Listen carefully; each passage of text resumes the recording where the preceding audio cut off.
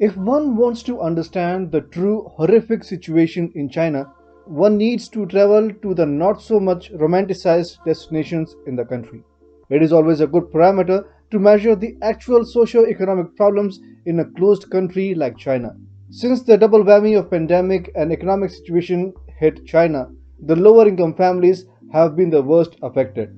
The situation is so dire that the lure of jobs and money is forcing them to illegally migrate to Southeast Asian countries. Hi and welcome. You're watching TFI Global, the foreign affairs and geopolitical analysis arm of the TFI Media Group. I'm your host Piyush, and in this video I will tell you why thousands of starving and poor Chinese are now fleeing China for Southeast Asia. Let's begin.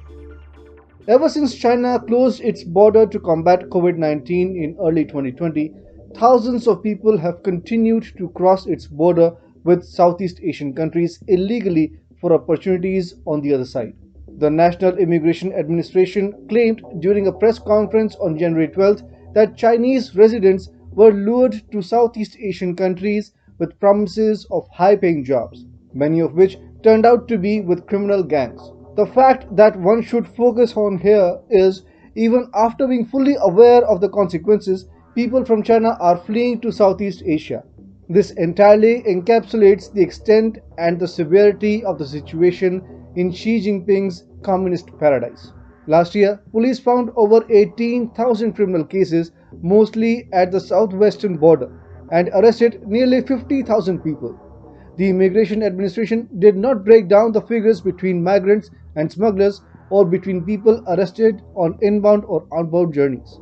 At the press conference, Ku Hanyon, Deputy Director of the National Immigration Administration, said over 48,000 criminal suspects were arrested and over 47,000 personnel trying to cross the border illegally were apprehended, up 3.6 and 3.4 times respectively from the previous years. Traffickers and people aiding them from the other areas were among the 48,000 criminal suspects arrested, according to Q.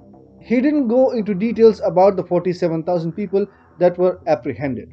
Criminal gangs frequently advertise misleading job openings online, luring people into jobs abroad that include scheduled flights, free meals, and lodging. People were coerced to participate in illegal activities such as telephone fraud and unlawful gambling after being smuggled out of the country. According to Liu Haitao, Director of the Department for Border Inspection and Management, who spoke at the news conference.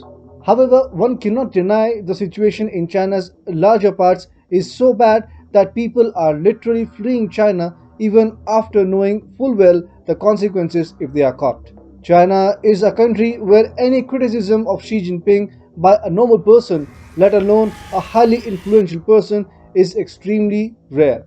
However, the situation is so dire that even the most influential CCP members are coming out in open to criticize Xi Jinping.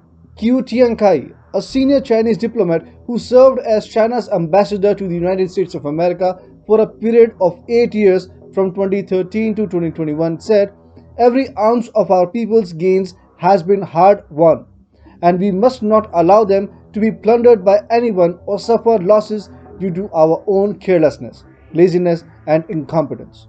He added, "In the face of complex situations, we must always have the country at large in mind and not always think about being an internet celebrity."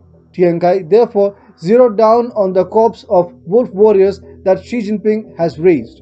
You have people like Zhao Lijian in the Chinese diplomatic establishments who talk about blinding the Five Eyes intelligence network by poking in their eyes. Xi himself said that countries that dare to bully China will see their heads bashed bloody against the Great Wall of steel forged by over 1.4 billion people. The increasing criticism of Xi Jinping throughout the spectrum of Chinese society is for mounting throughout the country.